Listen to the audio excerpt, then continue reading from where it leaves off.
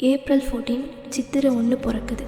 அந்த சித்திரை 1ல் நம்ம கனிக்காணுதல் வழிபாடு செய்ய போகிறோம். கனிக்காணுதல் வழிபாடுனா என்ன, எதுக்காக செய்ய போகிறோம்னா, கனிக்காணுதல் வழிபாடு செய்யும்போது நம்ம வீட்டில் பண கஷ்டமோ மன கஷ்டமோ எதுவும் இல்லாமல் சந்தோஷம் மட்டும் பொங்கி வழிகிறதுக்காக இந்த வழிபாடு செய்ய போகிறோம். இந்த வழிபாடு எப்படி செய்யலான்றதை பார்க்கலாமா இந்த வீடியோவில். ஒரு தட்டில் திராட்சை, ஆப்பிள், மாம்பழம், வாழைப்பழம் இதெல்லாம் பழத்தெல்லாம் எடுத்து வச்சுக்கோங்க.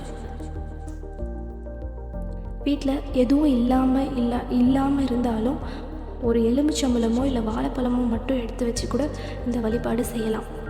அப்புறம் இன்னொரு தாம்பாளத்தில் ஒரு டம்ளர்லையோ ஒரு பவுல்லையோ அரிசியோ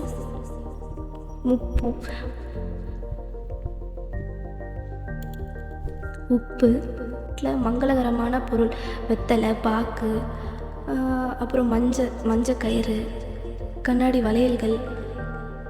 அப்புறம் குங்குமம், மஞ்சள் எல்லாமே எடுத்து அந்த தனி தாம்பாளத்தில் வச்சுக்கணும்.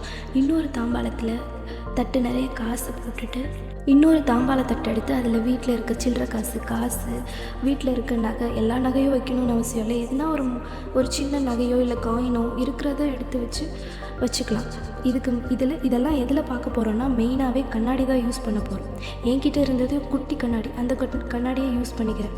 அந்த கண்ணாடிக்கு பொட்டு வச்சுட்டு குங்குமமும் சந்தனமும் வச்சுட்டு அந்த அடுக்கி வச்ச திங்ஸுக்கு பக்கத்தில் அந்த கண்ணாடியே வச்சிடணும். காலையில் எந்திரிச்சதும் எதையும் பார்க்காம கண்ணை மூடிட்டே வந்துட்டு சித்திரை 1 வருஷப்பிறப்பு அன்னைக்கு இந்த கனிக்காணுதல் வழிபாடு செஞ்சோன்னா இந்த வருஷம் முழுவதும் சந்தோஷம் மட்டும் பொங்கி வரும். அதுக்காக தான் இந்த கனிக்காணுதல் வழிபாடு செய்ய போகிறோம். இது எப்போ செய்யணும்னா, சித்திரை 1 ஏப்ரல் 14 வருது. நம்ம இதெல்லாம் ரெடி பண்ணி வைக்க வேண்டிய நேரம் ஏப்ரல் 13 நைட்டே நம்ம இதெல்லாமே ரெடி பண்ணி வச்சிடணும். அப்போ இதை ரெடி பண்ணி வச்சாதான் காலையில் எந்திரிச்சதும் எதையுமே பார்க்காம டைரெக்டாக அந்த கண்ணாடியில் பார்த்தா அந்த கண்ணாடி வழியாக நம்ம வச்ச பழம், காசு, அரிசி எல்லாமே அந்த கண்ணாடி வழியாக தெரியும். இதை தான் கனிக்காணுதல் வழிபாடுன்னு சொல்லுவாங்க.